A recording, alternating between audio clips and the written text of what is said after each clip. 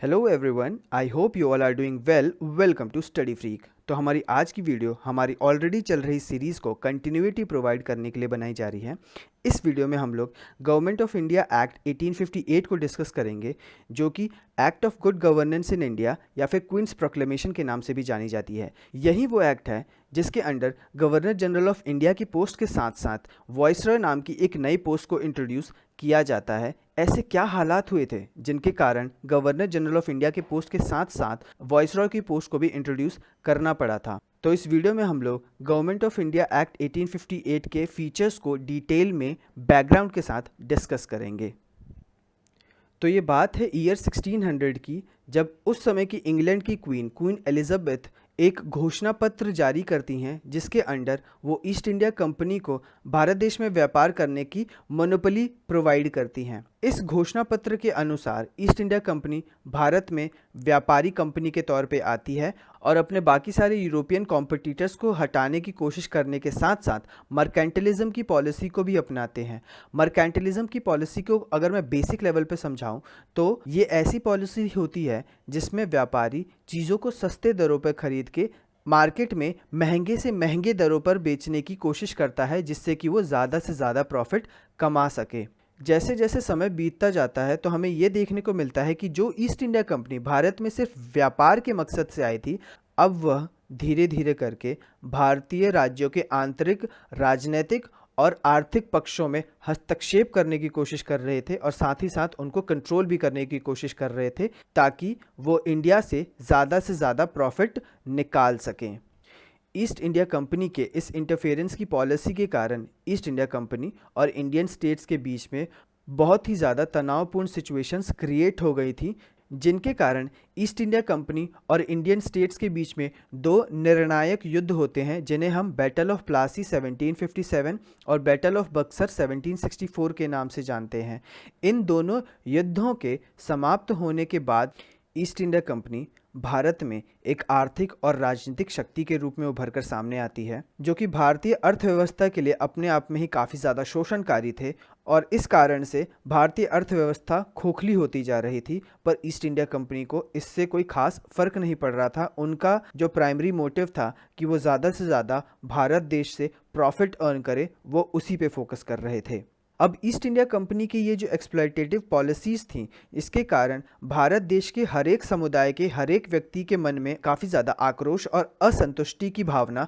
बढ़ती जा रही थी, जो कि अंत में रिवोल्ट ऑफ 1857 के रूप में भड़क कर सामने आती है, जिसको श्री वी.डी. सावरकर जी ने फर्स्ट वॉर ऑफ इंडिपेंडेंस के नाम से संबोधित किया था।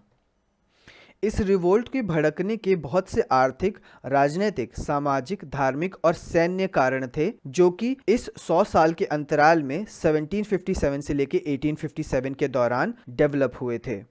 इस 1857 के रिवोल्ट के दौरान बहुत से रीजनल लीडर्स का उदय होता है, जिनमें से कुछ नाम है बहादुर शाह जफ़र, जो कि दिल्ली से थे, रानी लक्ष्मीबाई, जो कि झांसी से थीं, कुंवर सिंह, जो कि बिहार से थे, नाना साहेब, जो कि कानपुर से थे, बेगम हज़रत महल, जो कि लखनऊ से थीं, मौलवी लियाकत अली, जो कि इलाहाबाद से थे, और भी ऐसे बहुत से रीजनल लीडर्स का उदय होता है। इस 1857 के रिवोल्ट ने पहली बार बड़े पैमाने पर भारतवासियों के अंदर राष्ट्रवाद की भावना को जगाया था और साथ ही साथ इस रिवोल्ट ने ब्रिटिश कंट्रोल की नींव को हिला कर रख दिया था। हालांकि इस रिवोल्ट को जुलाई 1858 में ब्रिटिश गवर्नमेंट और ईस्ट इंडिया कंपनी द्वारा दबा दिया जाता है और उस दौरान governor general of India Charles Canning होते हैं। जैसा कि हम लोगों ने देखा कि इस 1857 के रिवोल्ट ने भारत के अंदर ब्रिटिश एम्पायर की नींव को हिलाकर रख दिया था, जिसके कारण British government of India Act 1858 पास करने के लिए मजबूर हो जाती है, क्योंकि भारतवासियों के मन में ईस्ट इंडिया कंपनी के एक्सप्लॉयटेटिव पॉलिसीज़ के कारण जो गुस्सा और असंतोष उत्पन्न हुआ था, इस चीज़ के कारण भारत में इस सिचुएशन को कंट्रोल करने के लिए ब्रिटिश गवर्नमेंट ने ये डिसाइड किया कि भारत का प्रशासनिक नियंत्रण ईस्ट इंडिया कंपनी से छीनकर ब्रिटिश क्राउन यानी कि उस समय की क्वीन विक्टोरिया के अंडर कर दिया जाए। जब ये government of India Act 1858 introduce होना था, उस समय ब्रिटेन के प्राइम मिनिस्टर पामस्टन एक बिल इंट्रोड्यूस करते हैं जिसमें कि गवर्नमेंट ऑफ इंडिया का कंट्रोल ईस्ट इंडिया कंपनी के हाथों से लेकर ब्रिटिश क्राउन के अंडर करने का निर्णय लिया जाता है। हालांकि ये बिल पास हो पाता उससे पहले ही पामस्टन को किन्हीं और कारणों से अपनी प्राइम मिनिस्टरशिप से रिजाइन करना पड़ जाता है। उनके बाद एडवर्ड स्टैनली, जो कि भारत के पहले सेक्रेटरी ऑफ स्टेट बनते हैं, वो एक नया बिल इंट्रोड्यूस करते हैं जिसका नाम होता है an act for better governance of India, जिस बिल को 2 अगस्त 1858 में रानी की मंजूरी मिल जाती है और 1 नवंबर 1858 में ये एक्ट लागू हो जाता है। ब्रिटिश पार्लियामेंट 2 अगस्त 1858 में the act of better government of India को इंट्रोड्यूस करती है, जिसे हम गवर्नमेंट ऑफ इंडिया एक्ट 1858 के नाम से भी जानते हैं। इस एक्ट ने क्वीन विक्टोरिया को ब्रिटिश इंडिया का सुप्रीम पावर डिक्लेयर कर दिया था और ब्रिटिश क्राउन अब ब्रिटिश इंडिया के डायरेक्ट एडमिनिस्ट्रेशन के लिए रिस्पॉन्सिबल थी। तो हम ये कह सकते हैं कि 1857 के रिवोल्ट ने ब्रिटिश इंडियन गवर्नमेंट के एडमिनिस्ट्रेशन और पॉलिसीज को बदल कर रख दिया था। अब हम गवर्नमेंट ऑफ इंडिया एक्ट 1858 के कुछ प्रस्तावों को समझने की कोशिश करेंगे, जिनमें कि सबसे पहले था कि ईस्ट इंडिया कंपनी का रूल पूरी तरीके से भारत में खत्म कर दिया जाता है और अब भारत का प्रशासनिक नियंत्रण क्वीन के अंडर आ जाता है। दूसरा, इस एक्ट के अंडर एक नए पोस्ट को क्रिएट किया जाता है जिसे वॉइसरॉय के नाम से जाना जाता है। उस इंसान को दी जाती है जिसके पास गवर्नर जनरल ऑफ इंडिया की पोस्ट होती हो। इस न्यू पोस्ट वॉइसरॉय के अंडर अब जो गवर्नर जनरल ऑफ इंडिया था वो डायरेक्टली ब्रिटिश क्राउन को इंडिया में रिप्रेजेंट करने का काम कर रहा था और जो गवर्नर जनरल ऑफ इंडिया अपने हिसाब से काम कर पा रहा था, अब वो एक एग्जीक्यूटिव काउंसिल के हिसाब से काम करता था जो कि इस एक्ट के अंडर बनाई गई थी। और इसी गवर्नमेंट ऑफ इंडिया एक्ट 1858 के कारण चार्ल्स कैनिंग भारत देश के पहले गवर्नर जनरल ऑफ इंडिया होने के साथ साथ पहले वॉइसरॉय ऑफ इंडिया भी बन जाते हैं। तीसरा, इस एक्ट ने ड्यूअल गवर्नमेंट की पॉलिसी को एबॉलिश कर दिया था जो कि पिट्स इंडिया एक्ट ऑफ 1784 में इंट्रोड्यूस की गई थी, जिसके अंडर कोर्ट ऑफ डायरेक्टर्स और बोर्ड ऑफ कंट्रोल बनाई जाती है, उसे समाप्त कर देती है।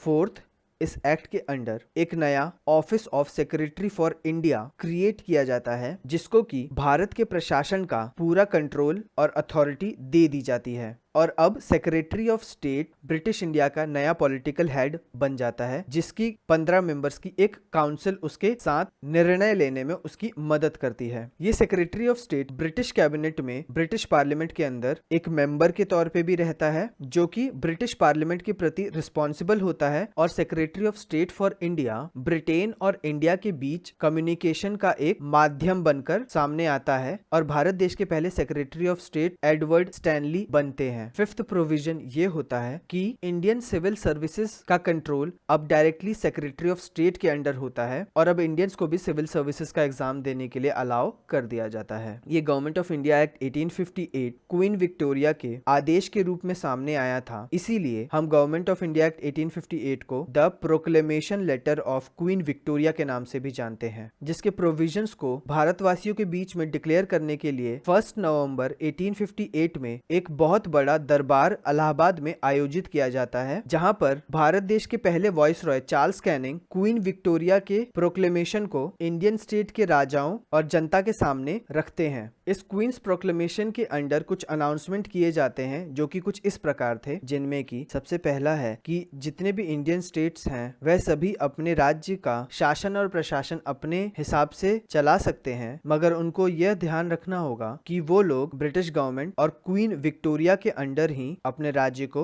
रूल कर रहे हैं। इस प्रोक्लेमेशन ने भारतवासियों को यह भी सुनिश्चित किया कि ब्रिटिश गवर्नमेंट अब किसी भी नए भारतीय राज्य को अपने कंट्रोल में लेने की कोशिश नहीं करेगी। तीसरा, ईस्ट इंडिया कंपनी के रूल के दौरान जो भी ट्रीटीज और एग्रीमेंट भारतीय राजाओं और ईस्ट इंडिया कंपनी के बीच में हुए थे वह सभी वैसे ही फॉलो किए जाएंगे जैसे दोनों पार्टीज यानी कि ईस्ट इंडिया कंपनी और भारतीय राजाओं के द्वारा एक्सेप्ट किए गए थे। फोर्थ है, ब्रिटिश गवर्नमेंट ने यह भी प्रॉमिस किया कि वो भारतीय भारतीय राजाओं के अधिकारों का सम्मान करेंगे। फिफ्थ, इस प्रोक्लेमेशन ने डॉक्ट्राइन ऑफ लैप्स, जो कि लॉर्ड डलहौजी के द्वारा 1848 में इंट्रोड्यूस किया गया था, उसको भी पूर्ण रूप से खत्म कर दिया, जिसके कारण अब सभी भारतीय राज्य और रजवाड़े अपने गोद लिए हुए उत्तराधिकारियों को भी अपने राजगद्दी पर बिठा सकते थे अगर वह ब्रिटिश क्राउन यानी क्वीन विक्टोरिया के प्रति समर्पित रहे तो। सिक्स्थ है, इस प्रोक्लेमेशन ने भारतवासियों को यह भी आश्वासन दिया कि वह जो भी धर्म चाहे वह अपने हिसाब से एक्सेप्ट और फॉलो कर सकते हैं। इस मुद्दे में ब्रिटिश ऑफिशियल्स या ब्रिटिश गवर्नमेंट किसी भी तरह का हस्तक्षेप नहीं करेंगे। सेवेंथ, इस प्रोक्लेमेशन ने उन सभी भारतवासियों को क्षमा कर दिया था जो कि ईस्ट इंडिया कंपनी के शासन के दौरान किसी भी तरीके के कानूनी कार्यवाही के मामलों में फंसे हुए थे, सिर्फ उन लोगों को छोड़कर जिनके कारण या जिन्होंने किसी भी ब्रिटिशर को मारा है या फिर उसके मृत्यु का कारण रहे हैं। एट्थ, इसी प्रोक्लेमेशन के under governor general of India को एक एडिशनल पोस्ट दे दी जाती है जिसे वॉइसरॉय के नाम से जाना जाता है। ये गवर्नर जनरल ऑफ इंडिया की पोस्ट के साथ साथ वॉइसरॉय की पोस्ट एक ही इंसान को दी जाती है, जिसमें कि वही इंसान वॉइसरॉय ऑफ इंडिया तब कहलाएगा जब वो भारत के ऐसे किसी राज्य में जाएगा जो कि ब्रिटिशर्स के डायरेक्ट कंट्रोल में नहीं है और उस राज्य का अपना भारतीय शासक है, और वही इंसान गवर्नर जनरल ऑफ इंडिया तब कहलाएगा जब वो किसी ऐसे राज्य में जाएगा जो कि ब्रिटिश गवर्नमेंट के डायरेक्ट कंट्रोल में है। उम्मीद करता हूं आपको ये सारे प्रोविजन समझ आए होंगे। तो अगर मैं इस चीज को आपको ब्रीफली एक्सप्लेन करना चाहूं तो गवर्नमेंट ऑफ इंडिया एक्ट 1858 हो या फिर act of good governance of India Act 1858 हो या फिर queen Victoria proclamation act of 1858 हो, तीनों ही एक ही एक्ट के तीन अलग नाम हैं और इस एक्ट ने ब्रिटिश गवर्नमेंट की फ्यूचर पॉलिसीज को क्लियर और डिक्लेयर कर दिया था कि 1858 के बाद से ब्रिटिश इंडिया इनके द्वारा कैसे रूल किया जाएगा। इसीलिए इस गवर्नमेंट ऑफ इंडिया एक्ट 1858 को Magna carta of the people of India के नाम से भी जाना जाता है। तो हमारी आज की वीडियो यहीं समाप्त होती है। अगली वीडियो हमारी इस सीरीज को कंटिन्यू करते हुए आगे बनाई जाएगी। Thank you so much for giving your precious time and don't forget to like, comment, share and subscribe the channel. मिलते हैं हमारी अगली वीडियो में, तब तक के लिए जय हिंद।